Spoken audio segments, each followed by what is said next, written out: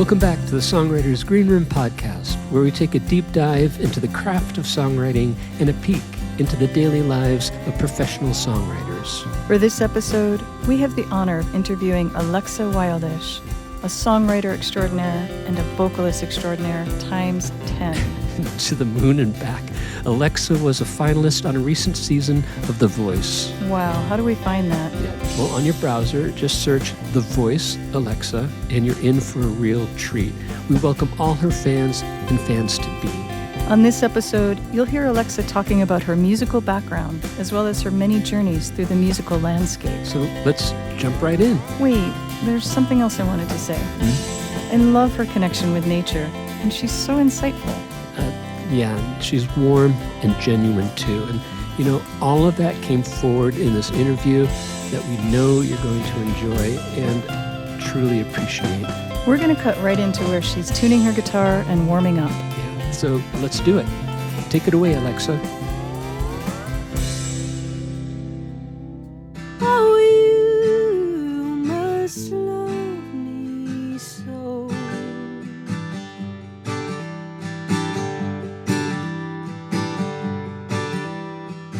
We're here with Alexa Wildish.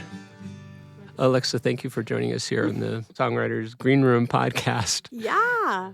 We're hopeful to talk about your songwriting and your experience on the road. All those nitty-gritty details, we are allowed to take that deep dive here in this podcast format. I should mention we were introduced to you through Bonnie and Taylor, through their showcase at the Longmont Museum. Absolutely. That was fun. Oh, That was a great show. show. We love those shows. You had mentioned there your training in vocal started when you were young. Yeah. Could you elaborate? Would love to hear about this. Yeah. So my older brothers were in musical theater when I was growing up, and they're significantly older than me. So I remember just like from day one, just like watching them wanting to be on the stage. And my dad used to, well, he still does. He still collects and plays vintage guitars as like a passion. So I always grew up with a lot of music in my house, and my mom and dad would sing all the time growing up. So it was like this mix of like folky, Eagles, CSNY, like that kind of vibe, and then also musical theater growing up because my brothers were in it. So yeah, I remember looking to them at such a young age, and I think the earliest I could be in a play was 4. So I started voice lessons when I was around 4, and then started classical voice lesson training in like when I was about 7. And I did that all through high school, and I went to an arts high school from 7th to 12th grade, so it technically was just an arts school. Right. But yeah, so I've spent most of I spent all of my childhood in music in some capacity or another. Is your family a family of singers? Kind of. My mom sings. My dad wouldn't call himself a singer, but he loves to sing and play guitar. And one of my brothers plays and sings for a living as well. So yeah. Oh, wow. Yeah. But we all do sing. But yeah, I feel like I was the one that really took the singing to like, this is what I'm doing. Can you talk a little bit about that transition? When one's growing up, formative years, what am I going to do when I grow up?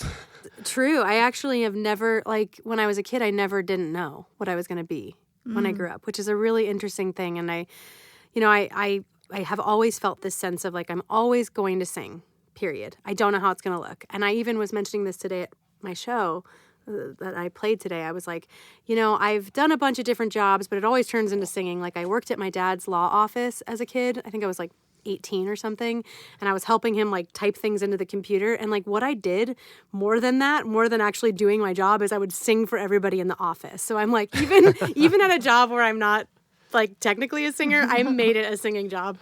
Thank goodness that my dad was the boss, but because I would have gotten fired. Can we start out with a song? Yeah, absolutely. Could you finish up the Magic Hours? Yeah, I would love to sing Magic Hours for y'all. Yeah.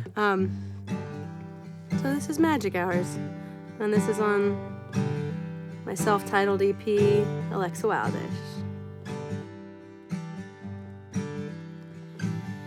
In these magic hours, held in your spell, you mapped my stars with colors surrounding us on a busy canvas. You painted over all the blazing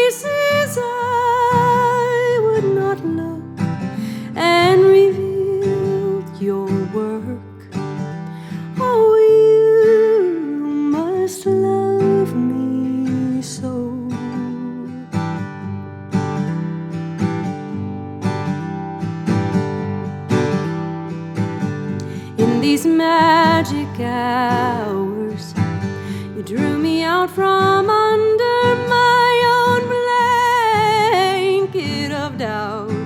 You saw me hiding there in your quiet song. You invited all of me to join with my voice so that more could hear. Oh, you must love me so. Oh, you must love me so.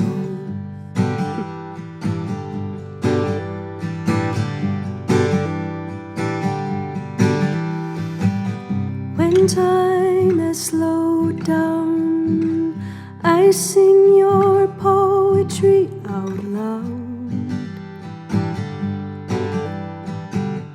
In your reflection, I can see the depth of me.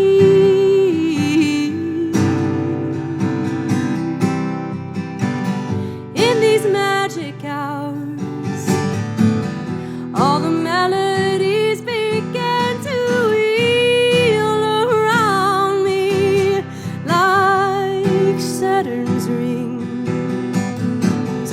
You were blazing through me, and you danced with me out to the infinite with more grace than I ever knew. Oh, I must love you so. Oh, I must love you so for me to know.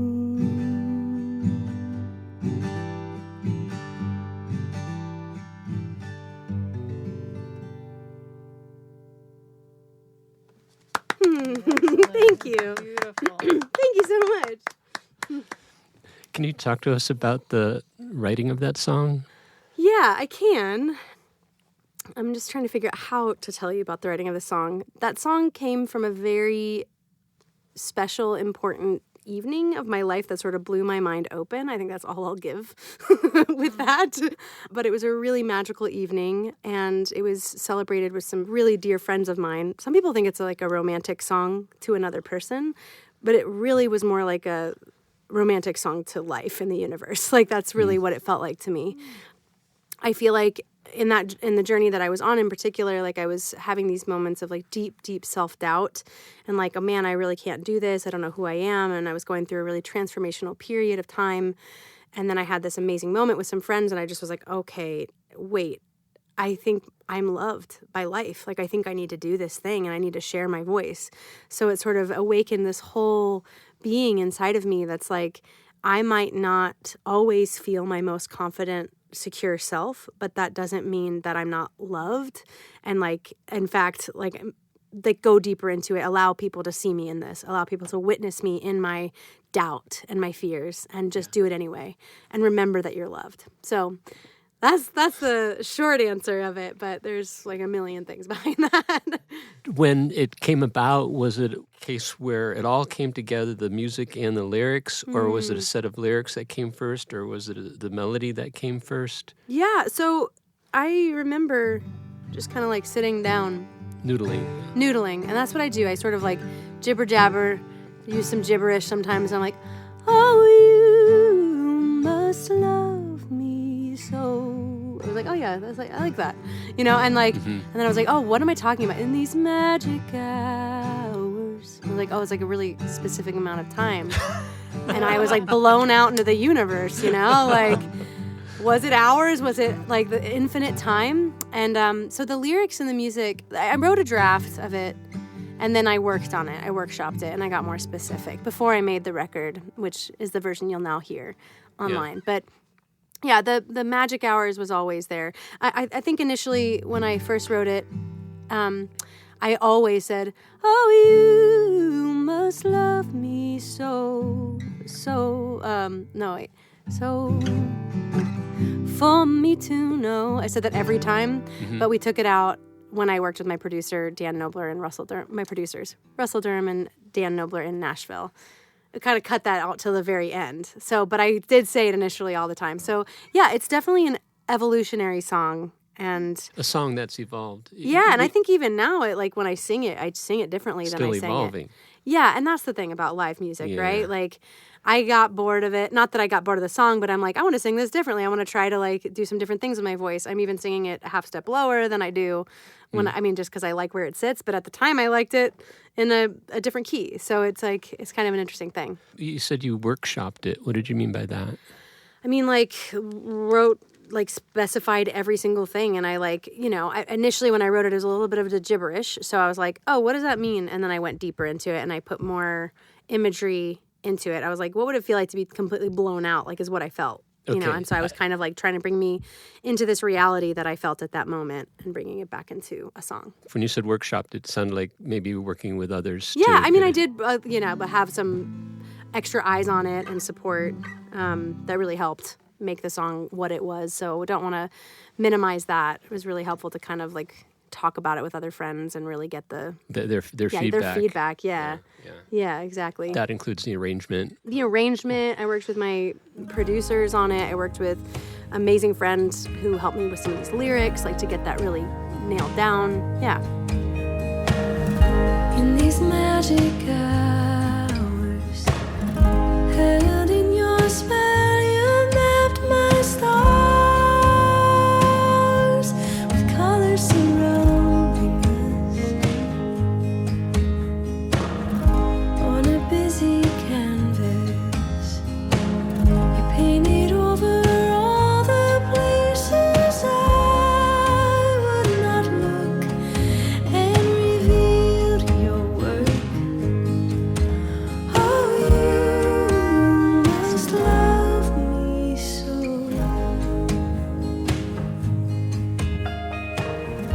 How did you get to recording in Nashville?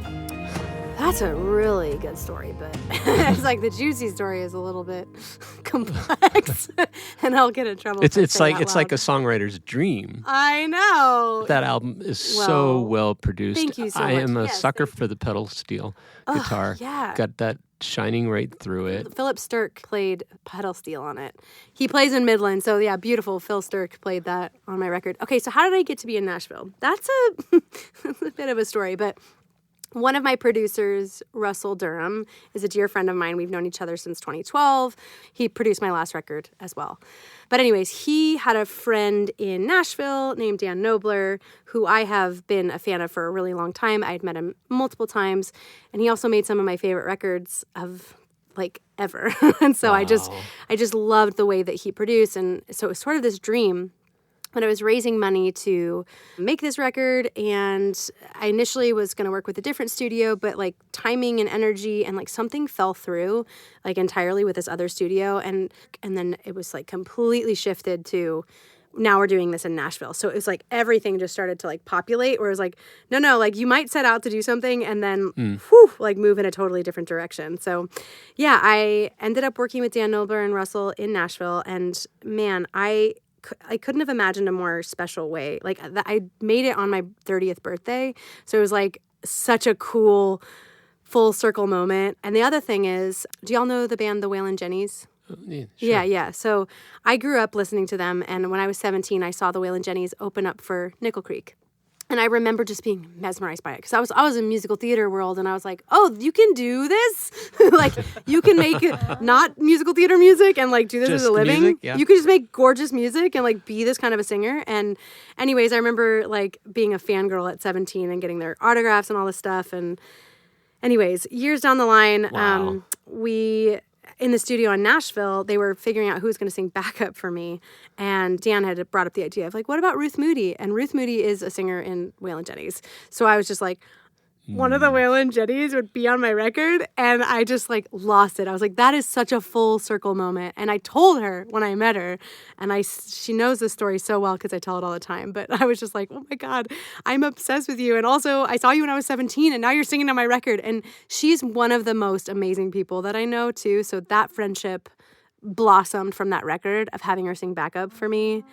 But she's a magical being and like a soulmate. So that was a really cool full circle moment for sure. And I really look up to her. So in addition to getting to record in Nashville, you got all these beautiful connections. I did. Yeah. Yeah. Some beautiful friends. Yeah. From that. And that's the thing about making records too. It's like, in some level, you always want to like push yourself to like work with people you don't know to some degree, or like maybe make a new relationship, because that is an opportunity to get to know someone and forever have them in your hearts. How long did it take to make that album? I mean, how long were you in Nashville for? I was there for a week. We had pre-production like a month or two before that, which is when you get together with your producers and they're like, you know, take out "for me to know," you know, like that kind of stuff, like trimming the fat. And then after that, they're like, we need to like work on some of these lyrics. So I like consulted some people and like got some expertise on that. So getting insights, getting support. And then I flew back. I wasn't part of the overdub section. Like I didn't do any extra harmonies for myself, but I just wanted to go back and see my friend Russell, who also produced it, do all the strings. And then I met my friend Ethan Yujevitz, who has played bass for Ifo O'Donovan and Sierra Hull, like just them two. Like he's one of the world-class bassists of the world. And he just, so I got to know him over that record, and it really opened up a lot for me, for sure. Jordan Tice, I forgot he played on the record too. I love him. Such great folks, honestly. Well, it really shines through on the production level of that album. Yeah, dream team for sure. How long does it take them to do the mixing? Oh, that takes a while. Dan Nobler mixed that record, and then we sent it off to get mastered. I think that took a while, because that's like back and forth stuff. Mixing is the most grueling process. I don't wish it upon anyone. Because you'll be like, wait, I don't like the way that word sounds. Can you make it less bad? You know, like, but I didn't use any like altering stuff to my voice. But, you know, certain things you're like, wait, can I like redo everything? And Dan was like, no, you cannot. You did great. I started early on in a career producing video. And I said, I could produce video. Yeah, I'll just go and I'll produce audio too. Right. I was blown away. It's insane. It gets exponential in terms of all the multi-tracks in each bus. Exponential. Yeah, it's exponential. Yeah, and you have to be really patient to be a mixer, I've realized. Yeah, and thankfully I've worked with very patient mixers. How much does something like that cost? Ooh, budget. So I raised like a Kickstarter? 6,000 on a, I did a Indiegogo because I was scared of the Kickstarter, but I did make my goal and I went a little over. So I think it was like 26,000 for that, but I paid more than that. And I think it went into like the 40 realm, you know, and the other stuff had to be paid for over time, because as a musician, it's not a return on investment for something like that. That's it. Not now. I'm saying they used to, but like currently with the way that the music industry is set up, it's like almost impossible to get a return. Because it's gone more towards singles, Spotify. Spotify is taking everything. You don't get, but I will say that living in Colorado, like I do feel cared for and seen as an artist. And there's a lot of people going out of their way to like care for the community here, which I really appreciate. That's not everywhere, you know, like some places are pay to play. And I'm like, no, we need to at least make enough money to live, you know? Pay to play? Yeah, that in Nashville is like. How do you insert the songwriting process itself into your career? Yeah. You know, writing songs for me has always felt like a really deeply personal thing. Like it's hard for me to put how to over it. But I will say that, you know, certain songs will arrive and I'll be like, oh, actually, I don't like it like that. Like I'll just be gibberishing around. Yeah. And just like saying random words, and then I'll be like, oh, like 10 years down the line, I'll be like, that's what this song is about. And then the whole thing will come together. Or there'll be little pieces that I catch and then like can't seem to finish it. And I'm like, okay, well, it's not about that thing. It's about something else. Or, you know, and then there are times when a song is like fully birthed like in 20 minutes. And those are my favorite because you're like, wait, how did that happen? Like this whole piece of material just completely come through. So, but I would say that the number one factor for me is time in nature. I wrote a series of songs that sort of like encapsulated some of my time. Gosh, how do I express this? You're saying time outdoors when you're time outdoors. Yeah. Maybe this is like a good segue. So right after the pandemic hit, I think literally a month before I released my record, the one that I made in Nashville. So it was 2020, January of 2020. And then a couple months later, we're like all in lockdown. So I was like very hopeful and being like, yay, career blossom. Let's go. Let's open up for people. Let's put this on tour. And I was working so hard. And then all of a sudden I just was like, oh, okay, rug was pulled out from underneath and I need to come into contact with why I write songs. Like, what is the point of this?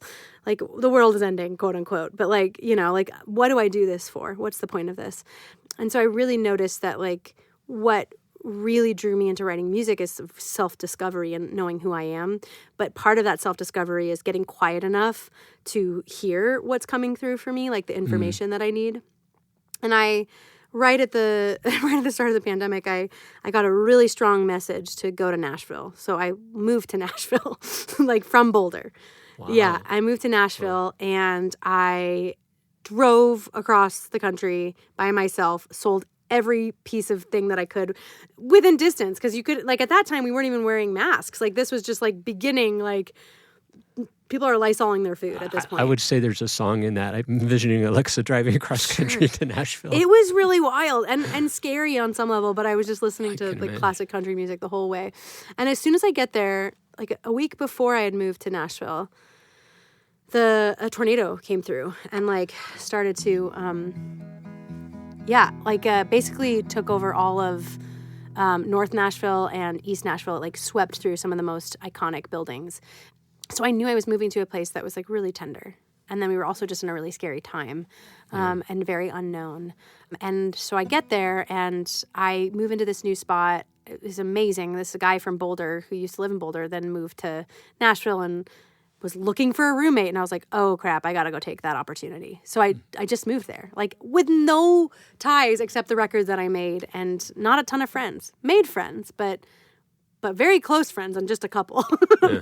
But yeah, it was a really unique time. So I'm sitting, there was one day, I think it was 2 weeks or so after I had moved into my new spot, and I'm looking out the window and there's a storm coming through and it's a tornado, potential.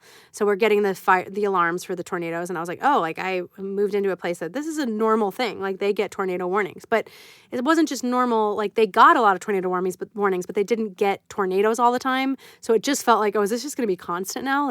Constant tornadoes. And I'm staring out my window and there's this beautiful old growth tree in the front, a tree that looked hundreds of years old, just absolutely incredible.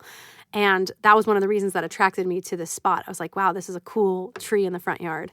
But it looked like the wind was blowing so hard that it looked like it was about to break in half. And I was feeling really sad and scared for this tree because I was like, oh my God, how are you doing this? Your branches are going to fall off. How are you okay? And so as I was staring out the window and the lights were off, I was writing this song. Do you mind if I play it? So, yeah. I haven't really titled this one. I think it's My Light.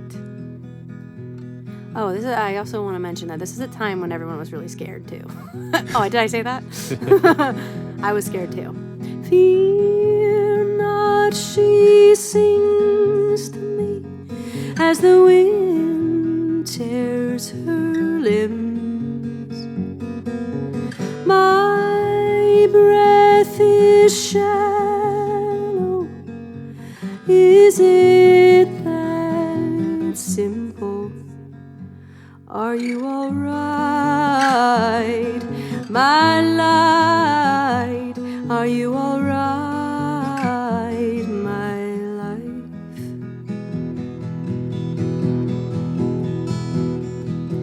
She's always changing, and I watch her find ease.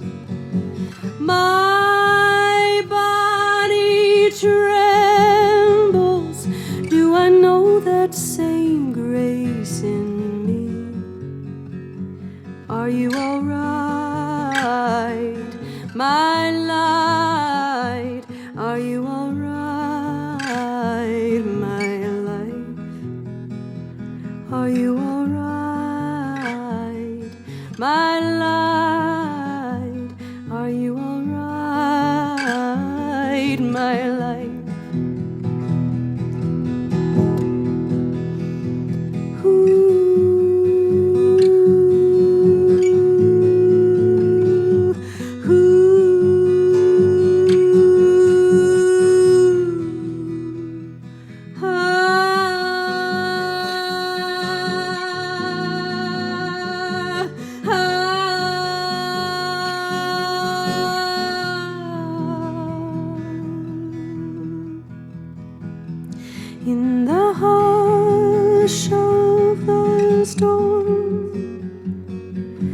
She asked me to be calm. She'll do what she needs to. Life will play along. All right, my light.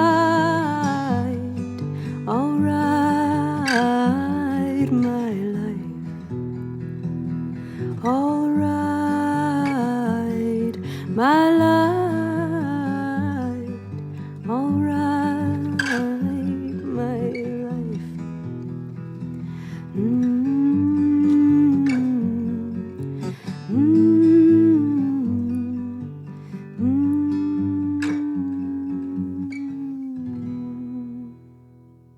Wow. Thank you. Thank you. I'm right there with that tree. You set the scene so beautifully. I'm staring out Thank this you. window, and there's this ominous darkness coming. Scary. And I'm seeing that oak tree. It survived? It survived. Yes. It did not even like lose many of its limbs, you know? And I just was like, but it was a sturdy tree, like thick. And I was like, what is happening? It's like, nature, the fight. Yeah, nature is just like, it was almost dancing, you know? It wasn't ever going to break. That's the thing. And I learned so much from being in nature. And yeah, so that had happened. I was living in Nashville for a while, and then life sort of took me on another adventure, and I found myself living and working remotely in Guatemala for a month. And I went to this place called Lake Atitlan. Do you know where that is? Mm-mm. Yeah, it's absolutely incredible, and I think they refer to it as the belly button of the earth. Like it's the center. Like everything is from there. So I had some majorly blowout experiences there, just like mind blowing and beautiful, and like that's where you filmed the video. I did, yeah. Okay. I filmed the well there. Yeah, that was serendipitous.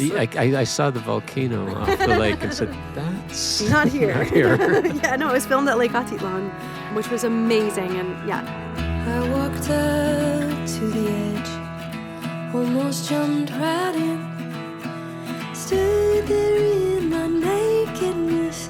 I felt drenched in sin, but then I fell to my knees, cried into the well, realized that I was good. My mind had made my hell. The water revealed to me. Was it music that brought you out there? It was more like friends. You know, this was during the heart of the pandemic, and I mean, I got actually, it was like right as things were starting to lift up, but like dangerously close to like everything being lifted. But it was like I was so stir crazy. Everybody was going nuts, and I was like, I can be in nature and I can go somewhere. But that was really wild, and I decided to go out there for a month with some friends. Yeah, I had some friends basically be like, we're going to go to Costa Rica next. And I was like, me too. And then I was like, no, I can't. I need to process everything that happened here. And I was like, if I could go anywhere in the world, I would go to the Redwoods. And I just like kept hearing that. Like, you need to go to the Redwoods. And I was like, I don't know anybody in the Redwoods area. How am I going to do it? And I just decided, I was like, I'm just going to go. I'm just going to go do it. And somebody that I knew from that trip had somebody that they knew that needed a house sitter for a cat named Kuan Yin, the goddess of compassion.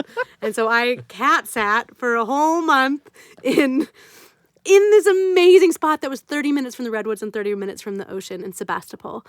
And it was amazing. So I would take my guitar every single day and sit in these huge redwoods. And I was like, oh, sorry. This is where I get a little bit like the storyline. I was supposed to play Folks Fest that year.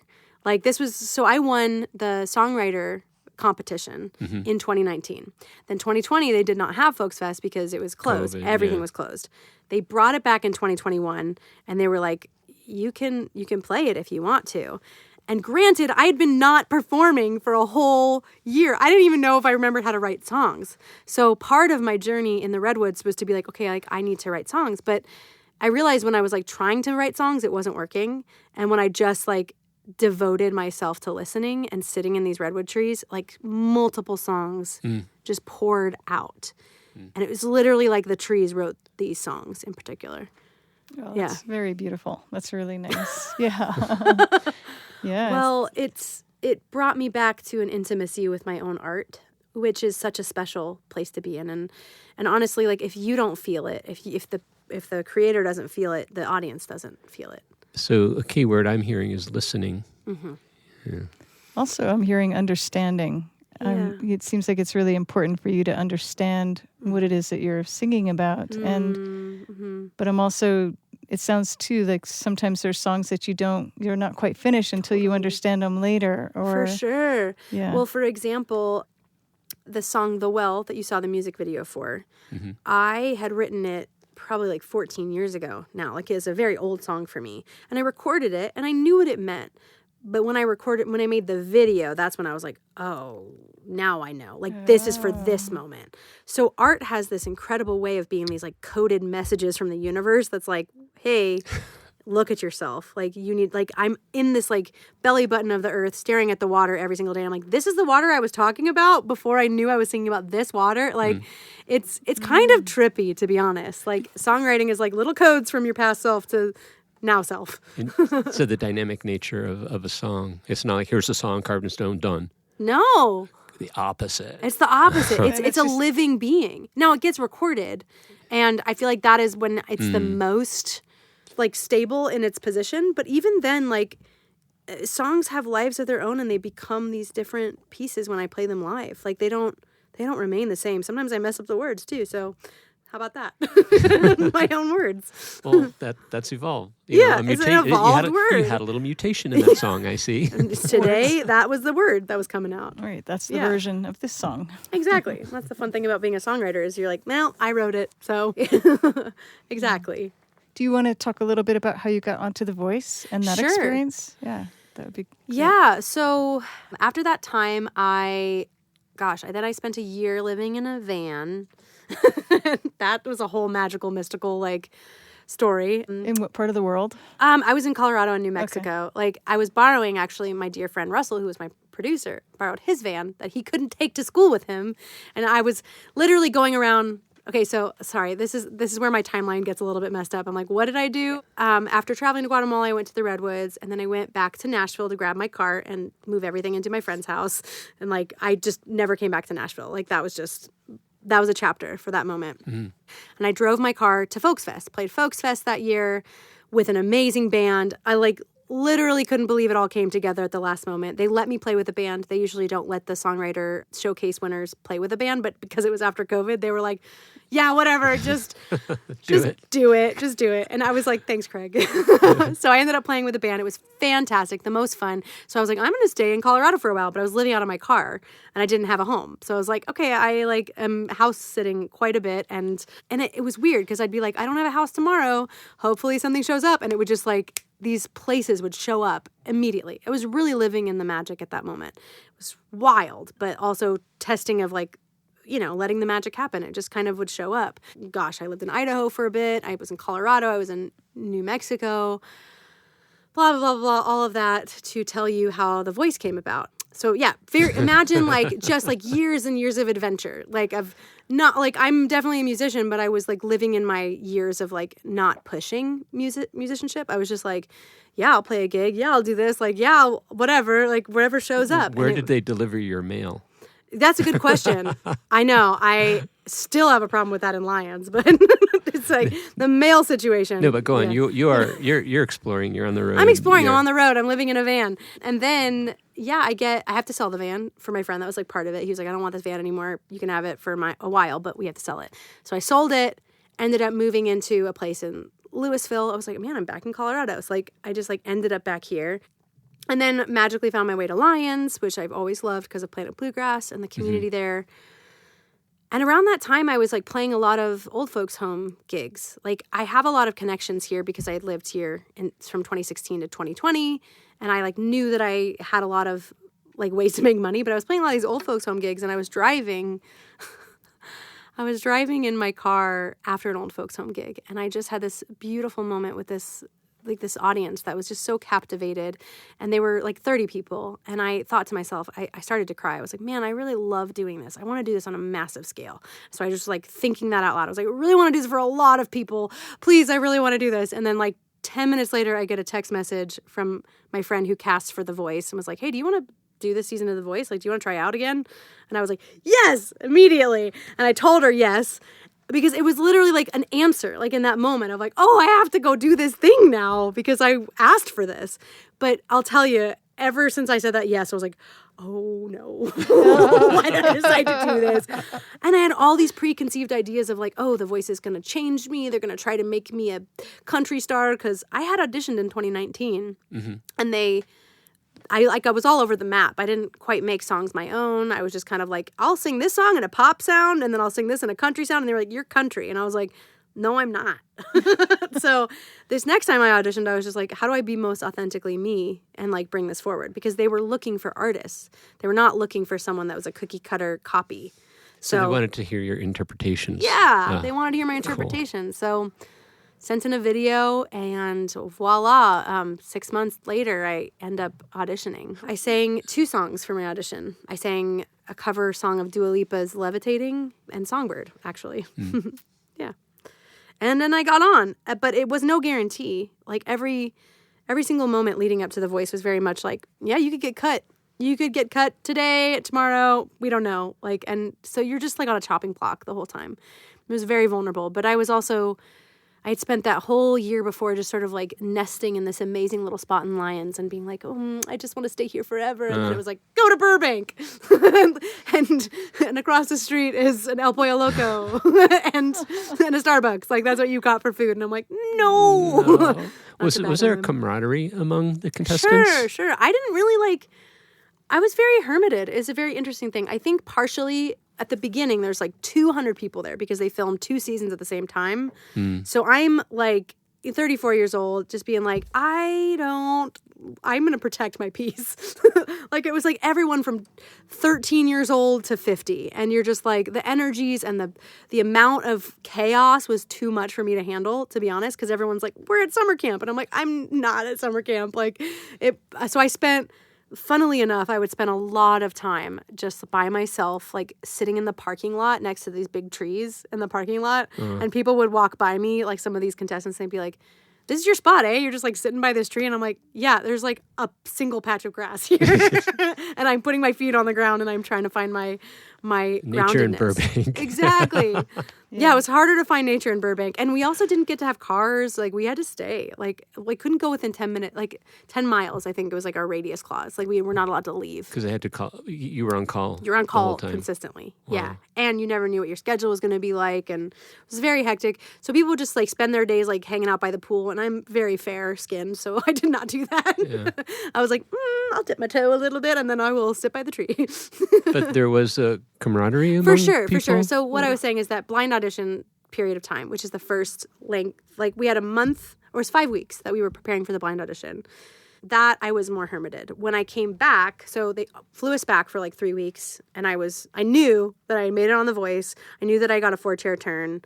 I couldn't tell anybody. It was a really weird 3 weeks where I was like, oh no, like now I'm going into like this adventure.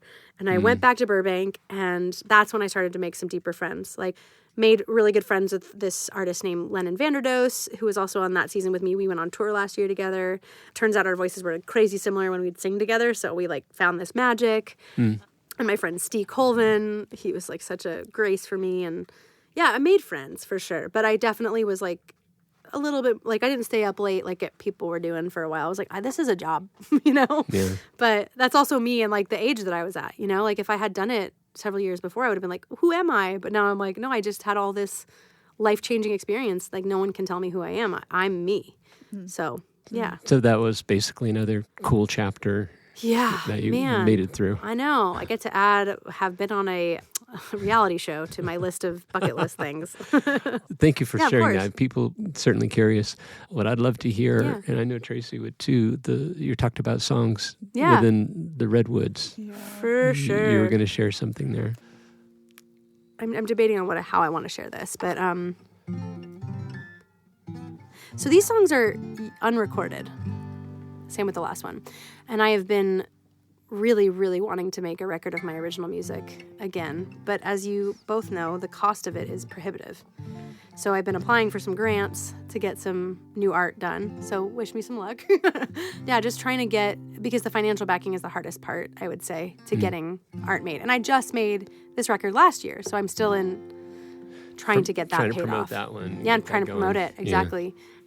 Which, by the way, listeners, you can listen to the record. I made a record of the songs I did on The Voice, plus a few extra covers, and that's called After Love. And I'm really proud of that one, too. But, yeah, I approached all the songs as if I was the songwriter of them. And obviously I did not write them, but I felt them very deeply in my heart. Talk about that a bit further. It goes back to the idea that songs are living. They're gazillion interpretations. Exactly. I mean, you talk to a jazz musician about that, they'll go like, well, of course. What are you even talking about that for? Oh, no, jazz musicians, like, they know music is live, right? Yeah, it's alive. And so your interpretations of those covers. I interpreted Cher's Believe, and people were like, whoa, the lyrics! And I was like, yeah, the lyrics are brutal, But nobody knew it because it was hidden behind all this auto-tune. And it's like, like, it's a gorgeous song, and it meant a lot. So it felt really cool to play with that. So yeah, I'm going to... The redwoods. Yeah, these are some songs that I wrote in the redwood trees.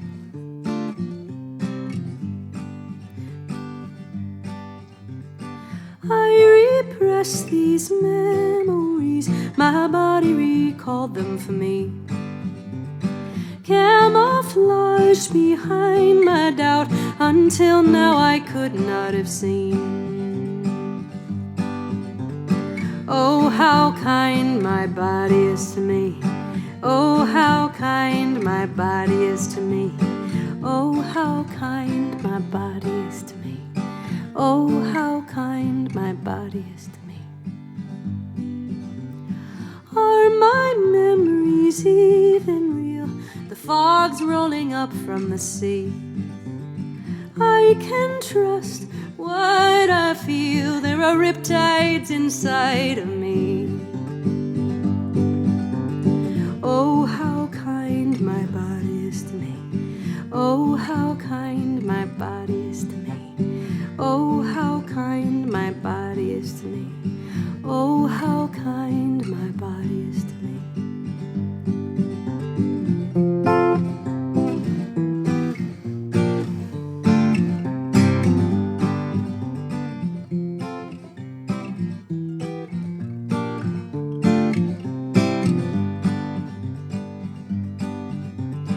In my presence, I realize how my body knew it wasn't right.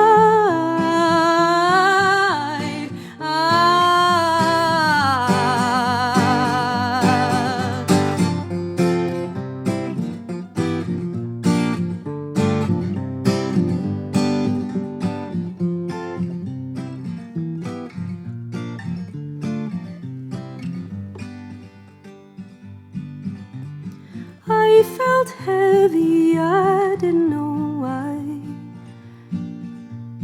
Now I finally do. All these years of holding me,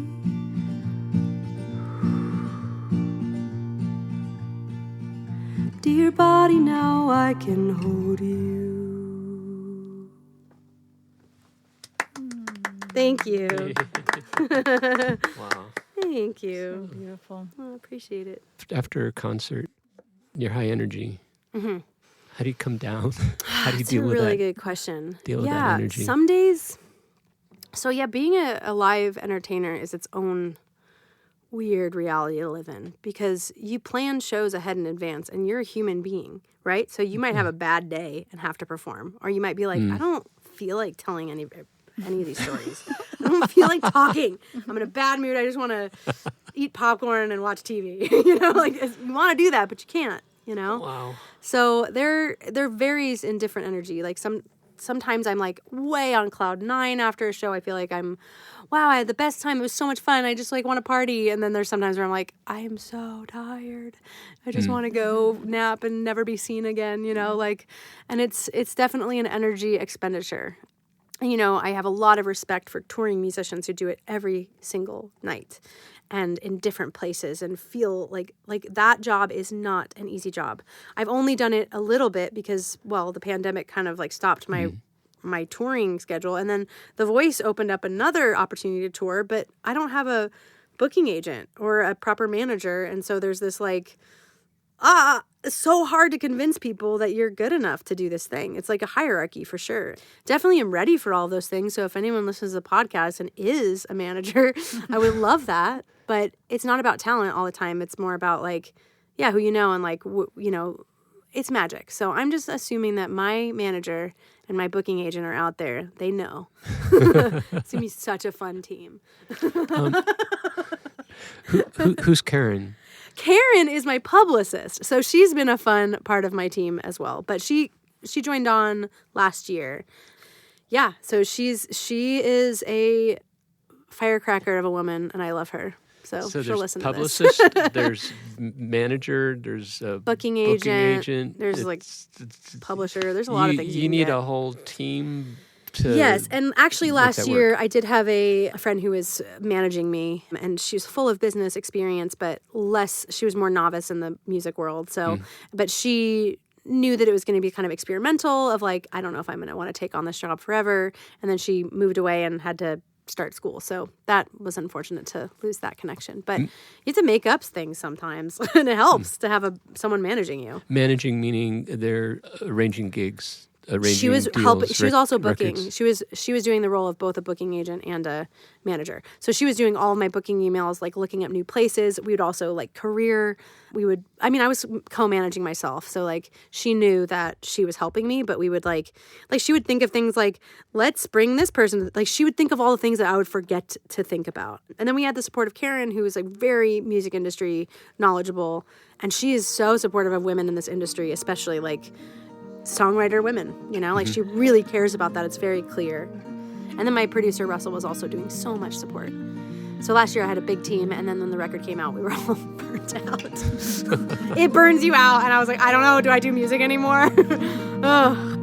As an hour passes by, I wait for the call, for your excuses. And no matter how I feel, I hold it tight so you won't leave. So energy is a big consideration. You're saying you got to be a machine almost. Okay, Yeah. You're on now. Yeah, there are people who can just do it consistently and not have a break. I am not one of those people. I take, for some reason, like my breaks, they have to happen. And so I'll disappear. I disappeared for a couple months this winter.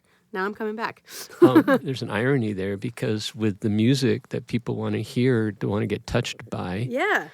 it can't be mechanical. It cannot be mechanical. And also, you have to bring your humanity into it. You have to have life.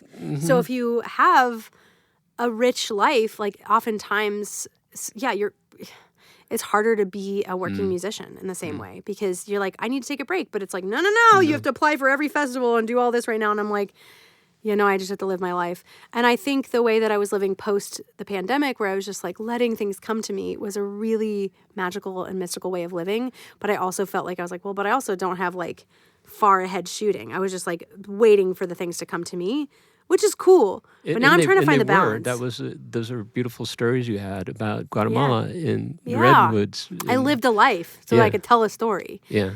And I really do, even if I am doing something like regularly touring, and I do feel that will be a part of my experience at some point, I will have needed to like live the life before doing something like that, because that is its own piece of the artistry.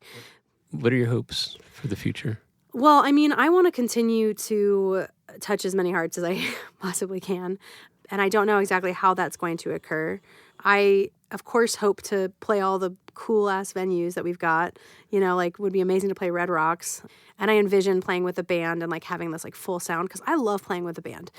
There is, like, two different performers in me. There's the performer that performs by myself with my own guitar, nothing, just stripped down, just me. And then there's the other side of me that comes out that's like, wow, I love being the lead singer of a band. Like, it is the best feeling. There's a third one of you, too, the recording artist. Oh, yeah. And then there's that recording artist who has, like, it's a different feel. I forget she lives there, too. There's lots of hats that I wear for sure. But yeah, I mean, I envision a career that is in alignment with nature. And that's part of that rest piece too, right? Like you can't push through every season. And last year I lived in eternal summer and I burnt out because I was going from the moment that The Voice aired to when my record came out. And it was like no space to reset. And so then I was like, oh, shoot, I'm pushing too hard. I'm not in flow. But there is that piece of like wanting to push. And so now that we're revving up to spring, I want to like rev up more and like get the support systems in place and start to plant some more seeds for the future. I know that sounds very vague, but the specificity in it for me is like, as long as I get to share my voice in any capacity for the rest of my life, that feels like I'm doing my job. And I do hope and have visions of like bigger, stadium-like performances or to like reach more people. Yeah, to reach more people, exactly. But the piece behind it that matters more to me than the idea of being a musician is like the work of the musician, the like what it does for my soul. Like it's my awakening is what it is. So it's really cool that it's in alignment. But if it's not in alignment, then I'm just pushing for this weird dream that everybody somehow has, like where it's like, I want to be a star. And I'm like, what does that even mean? I want to be so myself. And I want to be taken care of. And and all of those things are happening now. So in a lot of ways I am living my dreams, but it's cool to do it on a larger scale too. So like The Voice just blew me open for a second. I'm like, people are writing me their life stories. Thank you for telling me that my version of Believe just like blew your mind. Like, 'cause that's what I felt. But yeah, I have come back to a place where I'm like, I am in service of whatever, we want to name it, God, universe, however you want to title this. And for me, it's easier to say universe, but that doesn't mean anything in particular. But just like I'm in service of life, like that's how I feel. So we're however that wants to go through. Well, Alexa, this has been a storyline you've had since you were a kid. Yeah. I forgot. It continues, and I just gotta sing. Yeah, we have all faith that will continue in a beautiful way. Tracy, Yeah. Thank you. Do you have any concluding remarks that you want to share with everybody? Or Yeah, and I do want to sing one more song before Please. we Thank you. close out. excellent. So I often end my sets with this song called Invocation that's on my first record, and I sing it because it is sort of this like thread of my life. And this was one of those songs that came to me in full form. It came through, and I wrote it because I wanted to sing a Scottish song I was raising money for the Indiegogo, and I was doing a benefit concert to like kind of help bring in more awareness of it, but also help pay for my record. Yeah, during that piece, I was like, man, I really want to start with I want to sing a cappella, like a beautiful Celtic song. And I just could not find something that was in alignment with what I was feeling. Exactly. So I was like, maybe I'll just make one up. So I made it up, and it took me 20 minutes to write the song. I was like, oh, this is a cool little piece. I wrote the song, and I sang it at the beginning of this set. And at that time, my friend Russell, who also produced my record, that record and this next one, he was like, I guess his dad had asked, what was that song that she sang at the beginning of that set? Like, what was that? And I was like, I don't know, I forgot it. And Russell was like, go and remember it right now. We are recording that song. And it's so funny that, like, had he not had said that, had his dad not have been like, that was so beautiful, who wrote that, I wouldn't have put it on my record. But I love what they did in the production of that. They really gave it a Celtic feel. You come in first then it slowly that's Russell. Yeah. builds as beautiful. Insanely beautiful. But I often, now sing it at the ends of my sets, sort of this feeling of like, what is it? It's about so many things. It's about connection and community. And the truth is, we are all connected. We are all living this life. And there's so many hard moments, but the hard moments make us who we are. They make us become bigger and brighter and better. And if we can hold on to that truth, then we can, and we can do anything. So this is Invocation. I've traveled far so I could know the boundless ocean of this soul. I've journeyed on the warrior's way, let from my heart the wise ones say, and every word my heart could write came from each sun and hallowed night. Under the soil I learned to sow seeds of my heart, so love could grow. A flower blossoms toward the sky with a prayer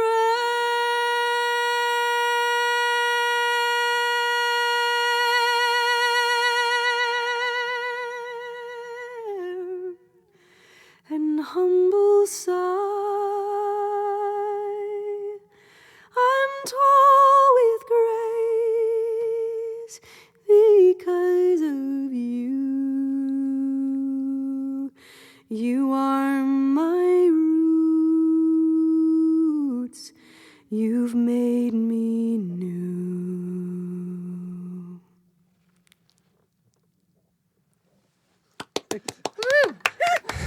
Alexa Wildish, thank you you. so much for joining us here in the Songwriters Green Room podcast. Thank you. What an honor. Thank you. I appreciate y'all. Thanks for having me. Yeah. Thank you.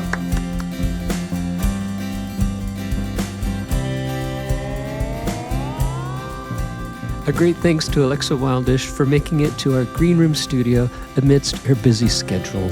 Speaking of which, head over to alexawildish.com for her latest concert dates. And click shows.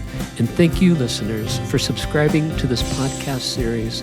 You can do so through our YouTube channel, which you can easily find through our homepage at johnandrew.net. That's johnandrew.net. Thank you for the support. Till next time. Stay in tune.